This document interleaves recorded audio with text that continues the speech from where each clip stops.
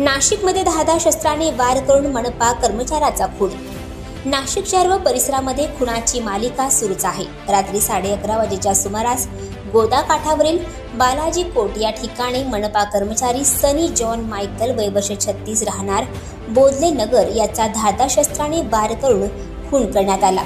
रक्तबंबाळ अवस्थेत सनीला शासकीय जिल्हा रुग्णालयात दाखल करण्यात आले, मात्र तोपर्यंत त्याचा मृत्यू झाला होता अशी माहिती मिळाली आहे।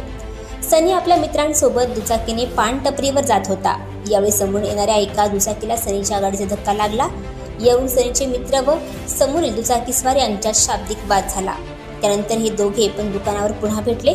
त्या ठिकाणी पुन्हा शाब्दिक वाद झाला। त्यानंतर त्यांनी आपल्या मित्रांना बालाजी कोट या ठिकाणी दारू पिण्यासाठी बोलावून घेतले। तेथे अज्ञात टोळके आले।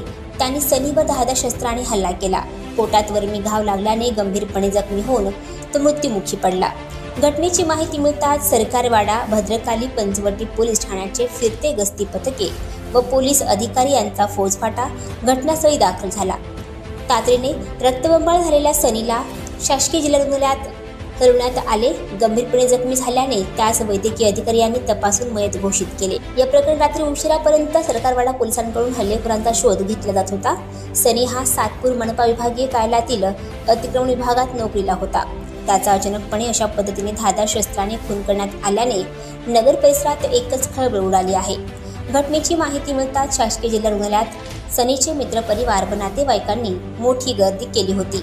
आणखी नवनवीन व्हिडिओ पाहण्यासाठी आताच आमच्या इंडिया स्टार वन न्यूज चॅनलला सबस्क्राईब करा, लाईक करा, शेअर करा।